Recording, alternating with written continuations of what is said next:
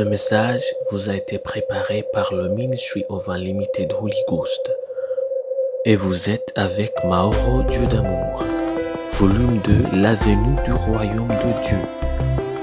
Que la paix et la grâce vous soient données de la part de notre Seigneur Jésus-Christ. Numéro 141, l'Évangile de Jésus-Christ. Que la paix et la grâce vous soient données de la part de notre Seigneur Jésus-Christ. On va lire en Luc chapitre 4, versets 9 à 12. Le diable lui conduit encore à Jérusalem, le plaça sur le haut du temple, et lui dit: si tu es le Fils de Dieu, jette-toi d'ici en bas, car il est écrit: il donnera des ordres à ses anges à ton sujet,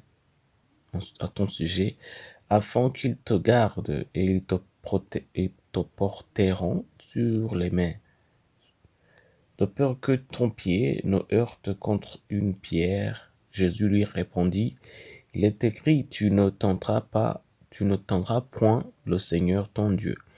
Ça, c'est Luc chapitre 9, verset 9 à 12. La bonne façon d'utiliser les Écritures. Or, après 2 tentatives du diable pour faire pécher Jésus contre son Père, après qu'il ait échoué 2 fois et après qu'il ait entendu, il est écrit 2 fois, même la 3e fois, il est venu. Mais cette fois, il n'est pas venu de toute façon, mais il est venu avec la Bible. Il est venu avec les Écritures que Jésus utilisait. Voyez-vous cela? Le diable n'a pas peur des Écritures. Il peut même les citer mieux que vous. L'utilisation des Écritures dans la bataille contre le diable n'est pas pour frapper le diable, mais pour vous enraciner dans votre foi. Le diable n'a pas peur des Écritures, mais de la parole de Dieu. En Josué chapitre 1, verset 8, la Bible nous dit que ce livre de la loi ne s'éloigne point de ta bouche. Médite-le jour et nuit pour agir fidèlement selon tout ce qui est écrit. Car c'est alors que tu auras du succès dans tes entreprises. C'est alors que tu réussiras. Ça, c'est Josué chapitre 1, verset 8. Dieu lui-même a donc dit à Josué de garder les Écritures dans sa bouche. Dieu savait quelle était l'importance des Écritures. Il a dit à Josué que garder sa bouche toujours pleine de la parole de Dieu, des Écritures, lui apportera le succès. Voyez-le, les Écritures ont été écrites pour vous et ne sont pas une arme pour frapper le diable, mais une arme pour renforcer notre sainteté.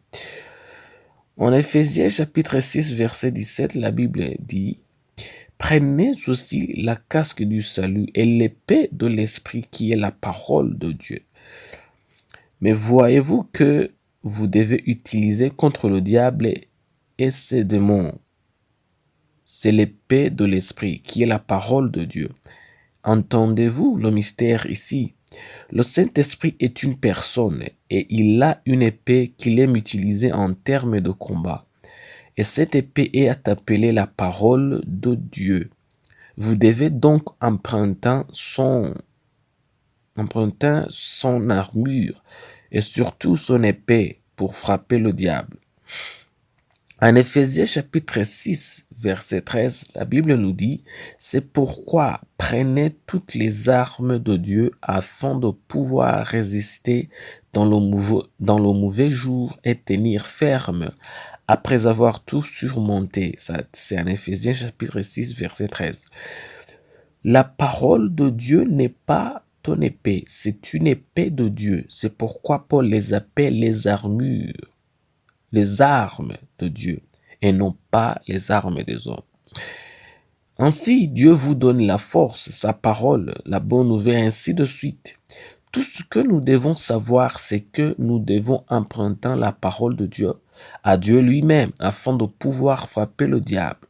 Le Saint-Esprit est celui qui vous donne son armure, son arme, et apporte la parole de Dieu qui frappe réellement le diable.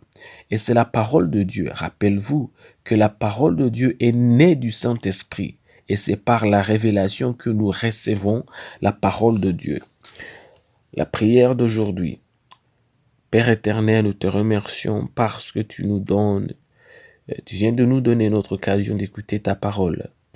Nous te demandons, Père, pour que tu nous donnes la soif de connaître les Écritures, mais aussi pour que tu nous donnes ton Esprit Saint, afin qu'il nous révèle la parole de Dieu chaque instant, pour que nous puissions comprendre, pour que nous puissions entendre et connaître ce que c'est ta volonté au tout moment que nous vivons.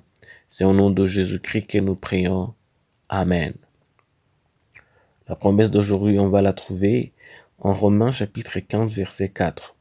Or, tout ce qui a été écrit d'avance, cela a été pour notre instruction, afin que par la patience et par la consolation que donnent les Écritures, nous possédions l'espérance. Ça, c'est un Romains chapitre 15, verset 4, Louis II.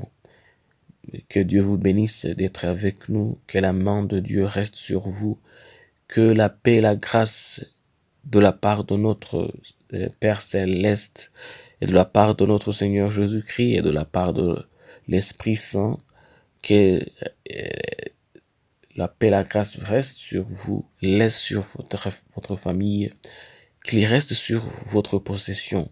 Je prie pour vous que la bénédiction du Seigneur reste avec vous et que Dieu bénisse tout ce que vos mains fait.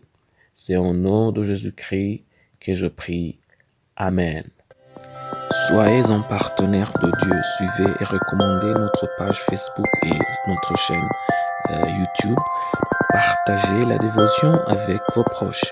Lisez et écoutez tous les jours et vous verrez vraiment Dieu dans votre vie. Que Dieu vous bénisse. Vous pouvez trouver les links dans la description du vidéo en dessous. Cet message vous a été préparé par le Ministry of Unlimited Holy Ghost et vous a été présenté par Mahoro Dieu d'amour. Que la paix et la grâce vous soient données de la part de notre Seigneur Jésus-Christ. Amen.